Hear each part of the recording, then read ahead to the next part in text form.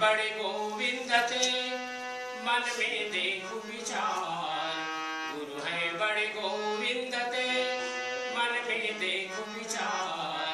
हरि सिर जेते बार है गुरु सिर जेते पार, हरि सिर जेते बार है गुरु सिर जेते पार। प्रेम से बोली सद्गुरु कबीर साहिब की जय, सब संत भक्त समाज की जय, आज की आनंद की जय। ये भजन हमारे श्रद्धेय संत श्री निर्मलदास साहब के द्वारा रचित है और ये भजन भारत में भी और मॉरिशस में भी बड़ा प्रसिद्ध है। और ये भजन हम गाने हैं, रावण की जरूरत नहीं पड़ेगी, आप लोग आराम से सुने।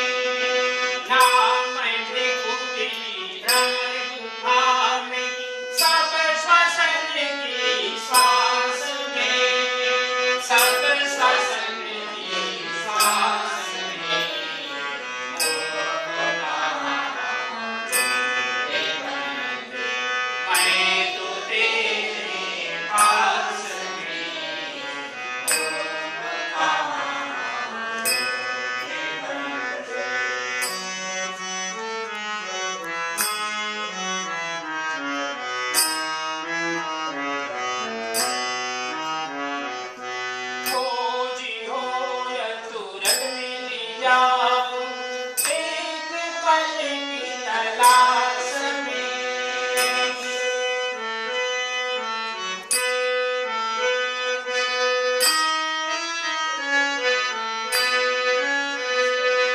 खोजी हो न तुरंत ली जाऊं एक पल की तलाश में। कहें कबीर सुनो भाई साधो मैं तो हूँ विश्वास में, मैं संतन के पास में।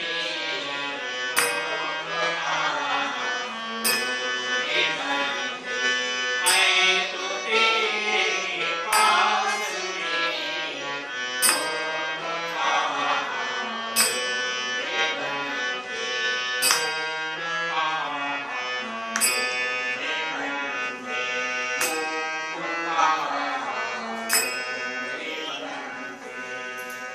प्रेम से बोलिए सद्गुरु कबीर साहेब की जय, धनी धर्मदास साहेब की जय, मुक्ता मणिराम साहेब की जय। कलौ मोहांगारे विषय विससंतात मनसाम् तमश्चक्रे दूरं मृदु सदुपदेशामृत गिरा सतां चेतस्तोषि द्विहृदयवनानां मृगपति परेशं साक्षातं गुरुवर कबीरं हृदि नुमाम्। यदीयपादोदकसेचनेन यदीयपादोदकसेचनेन स्थाणु प्रपेदे तरुभावमाशु वन्द्यः सताम्यो महनीयकीर्ति तं श्रीकबीरं सततं नमामि, तं श्रीकबीरं सततं नमामि। प्रेम से बोलिए सद्गुरु कबीर साहेब की जय।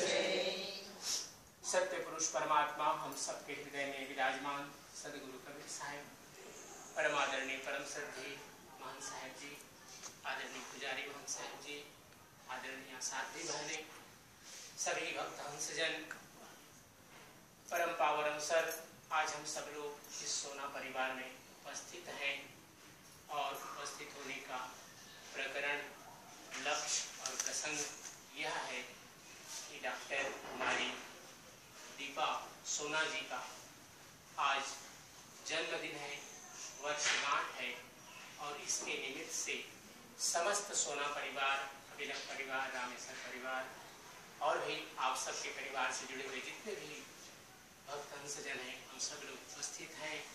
संध्या पाठ, साध्वी बहनों द्वारा सुंदर भजन, दो शब्द कहने का अवसर मुझे भी प्राप्त हुआ।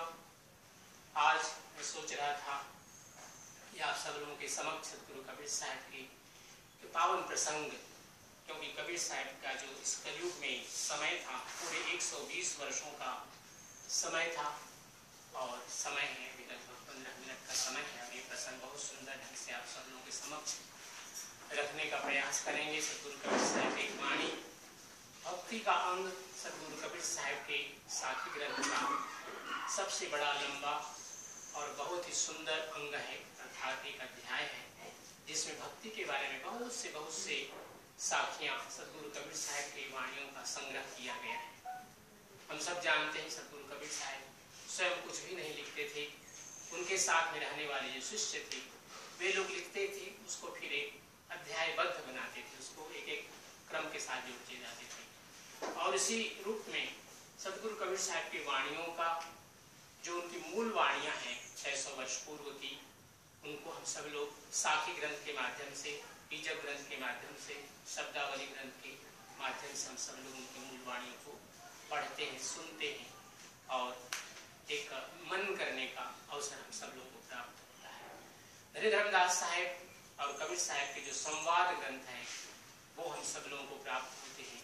श्रीमद् ब्रह्म निरूपण जो कि संस्कृत में ग्रंथ है और हिंदी हिंदी में सागर ग्रंथ है जिसमें 12 ग्रंथ, उसमें 12 सागर ग्रंथ है, इसमें सम्मिलित हैं। साथ साथ कबीर मंसूर है। बहुत से इस प्रकार से कबीर साहब की वाणियाँ और महापुरुषों के द्वारा जो प्रश्न किए गए हैं सदगुरु कबीर साहब के समक्ष, उन सबकी वाणियों को सुनने का अवसर मिलता है। सदगुरु कबीर साहब की लीला अवधि लगभग 120 वर्षों की, और उस लीला अवधि में हजारों नहीं लाखों की संख्या में सदगुरु कबीर साहब के शरण में लोग आते हैं और साहब के चरणों में बैठकर एक अपने जीवन को धन्य बनाते हैं। ऐसे ही एक महापुरुष की एक चर्चा, उनका प्रसंग कैसे सदगुरु कबीर साहब से जुड़ते हैं बताने का प्रयास करेंगे।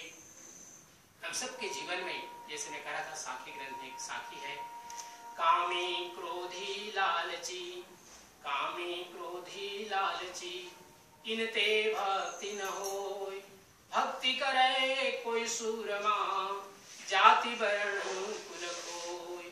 प्रेम से बोली सदगुरु कबीर साहेब की जय। हम सबके जीवन में भक्ति बहुत ही सुंदर ढंग से, जितने भी हमारे महापुरुष हुए, ऋषि मुनि हुए, सब लोगों ने कहा कि जो आप संसार में जी रहे हैं, आपके लिए भक्ति का मार्ग सबसे सुंदर है, सुगम है, सरल है और सुसाध्य है। अर्थात भक्ति के मार्ग पर चलते हुए हम बहुत बार गिरते हैं और गिर करके बार बार उठने का हमें अवसर परमात्मा प्रदान करते हैं। सदगुरु कबीर साहब इस साखी के माध्यम से जो बात कह रहे हैं कि कामी क्रोधी लालची, कभी कभी हम सब लोग जब एक व्यक्ति सुंदर होता है, अर्थात देखने में सुंदर हो या फिर उसके अंदर में बल हो, अगर पुरुष है तो ये दोनों ही अहंकार के कारण बन जाते हैं। इसी प्रकार अगर कोई ऊंचा पद किसी को प्राप्त हुआ हो, वह भी पद उसके अहंकार का कारण हो जाता है। जैसे अभी हम सब लोग बैठे, इमाम साहब बैठे, हम बैठे हुए, अगर हम लोग ये सोचें कि हम लोग तो महंत हैं, अर्थात हम लोग आचार्य हैं, महंत हैं, तो हम लोग बड़े हो गए हैं, तो ये भी एक प्रकार का अहंकार है हम लोगों के जीवन में, अगर ऐसा भाव आता है, और ये भक्ति के मार्ग में बाधक है। इसी प्रकार कोई बहुत बड़ा पढ़ा लिखा विद्वान व्यक्ति हो, PhD किया हो, डिलीट किया हुआ हो, तो वह भी उसके जीवन के लिए अगर वो अहंकार करता है तो भक्ति मार्ग में बाधक है।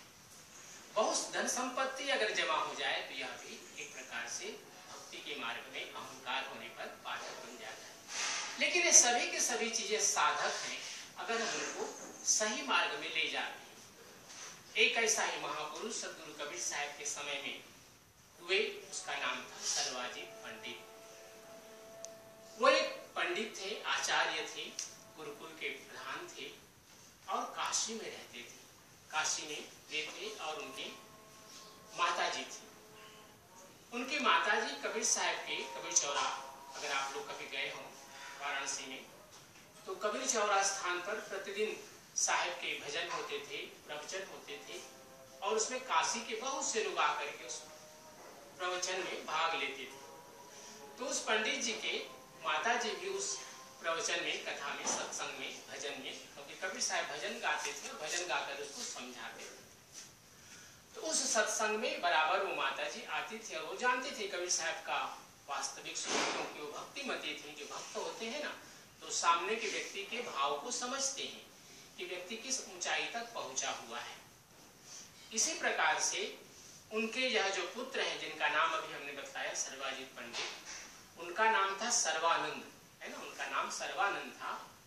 लेकिन काशी ही नहीं बल्कि पूरे भारत में नॉर्थ से लेकर के साउथ तक, ईस्ट टू वेस्ट, जितने भी आचार्य पंडित थे और षड दर्शन, जितने भी भारतीय दर्शन हैं, उन सभी विषयों पर वो वाद विवाद अर्थात शास्त्रार्थ करते थे। पहले प्राचीन परंपरा थी, अभी ये धीरे धीरे करके ये परंपरा बहुत कम हो गई है, क्योंकि उस स्तर के विद्वान भी अब नहीं हैं ना, लोगों के पास इतना समय है उनके बातों को समझने और सुनने के लिए। तो उस समय, क्योंकि 600 पहले की बात है, तो उन्होंने उत्तर से लेकर के दक्षिण तक जितने विद्वान थे, पूर्व से लेकर के पश्चिम तक जितने आचार्य शास्त्रों के वेत्ता थे, सबके साथ वे शास्त्रार्थ करके जीत चुके थे। और उस पंडित सभा में आचार्य अर्थात आचार्यों के जो परिषद था, उसमें उनको सर्वाजीत ये शब्द, ये उपाधि उनको दी गई कि आपसे बड़ा आचार्य इस पूरे भारत में कोई नहीं है। और कई बार मैं कहता हूँ कि जिस समय भारत की बात है, भारत कबीर साहब के समय की जो भारत है, उस समय अफगानिस्तान, पाकिस्तान, ईरान, इराक, बांग्लादेश कुछ भी नहीं थे, सब आर्यावर्त कहलाते थे। अभी एक दिन मैं कार्यक्रम सुन रहा था तो स्वयं मक्का, मदीना और काबा में 300 शिवाला थे, बाद में उन सबको तोड़ा गया। अभी लगभग 25-30 साल पहले अफगानिस्तान में कितने मंदिर थे जिनको तोड़ा गया जब तालिबान का वहां पर समय शासन काल आया।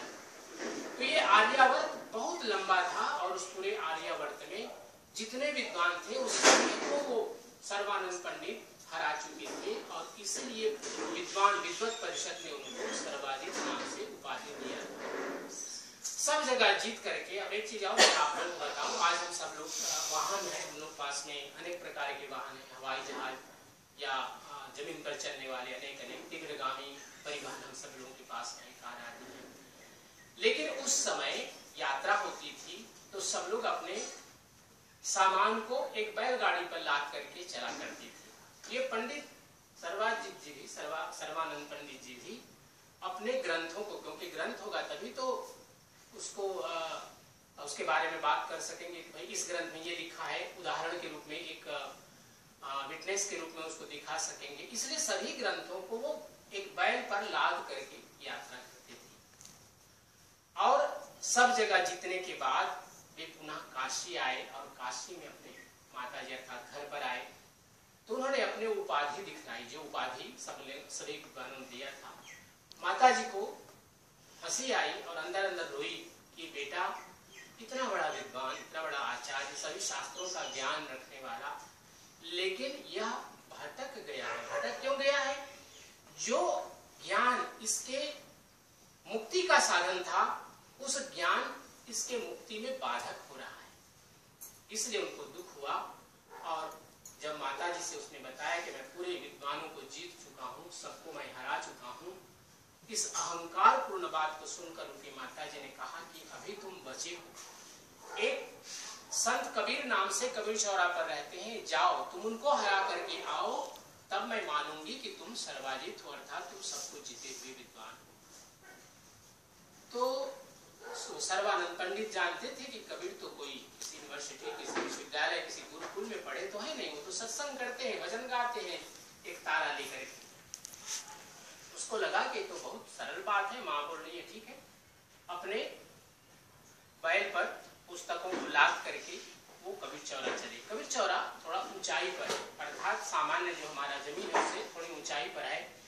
जब वहां पर पहुंचे तो वहां पर एक कुआं है और कुएं के पास में सदगुरु कबीर साहब की शिष्या कमाली नाम की शिष्या वहां पर थी, जो वहां पर कुआं था जिसको हम यहाँ पर दाती कहते हैं, और वो पानी भर रही थी। उसने देखा कि एक पंडित आ रहा है तो पंडित आए, उस लड़की से पूछे, उस कन्या से, साध्वी से पूछे कि कबीर का जगह कहाँ पर है, हम कैसे जाएं। तो वो बालिका कहती है, कमाली कहती, कमाली कथा हम कभी और सुनाएंगे आप लोगों को। कमाली कहती है कि कबीर का घर शिखर पर, कबीर का घर शिखर पर, जला जहां सिरहली गए, पावन टीके पिपील का, खलकन ला गए बैल। प्रेम से बोलिए सदगुरु कबीर साहेब की जय। वो कमाली कहती है कि पंडित जी, कबीर का घर तो ऐसी जगह पर है जहां पर चींटी नहीं जा सकती है, आप अपने बैल पर पुस्तकों को लेकर कैसे वहां तक पहुंचेंगे। बात बहुत बड़ी थी, छोटे संक्षेप में हम आपको बताने का प्रयास करते हैं। पंडित जी ने लोटे में जल, लोटे में पानी भर करके कमाली को दिया, कहा कि जाओ ये कबीर को देना। कमाली गई कबीर साहब के पास और उसने कहा कि एक पंडित नीचे पुस्तक बैल पर लाद करके आए हैं और ये लोटा पानी दिया। कबीर साहब के पास में सुइयां थी, सुइयां जानते हैं आप लोग, नेडल, वो उन्होंने 8-10 नेडल उस लोटे जो पानी से भरा हुआ था डाला और कहा कि जाओ उस पंडित को देना। कमाली आई नीचे और जहां पर पंडित खड़े थे उन्होंने सर्वाजित पंडित को दिया। पंडित समझ गया कि बात बड़ी ऊंची है कि जहां पर कोई कहता हो कि सब कुछ हम परिपूर्ण हैं, लेकिन वहां पर सुई अगर एक महीन, जिसको हम कहते हैं ज्ञान, वह अगर डाला जाए तो समाहित हो जाता है। पंडित तो थे ही, उसको समझ में आई बात।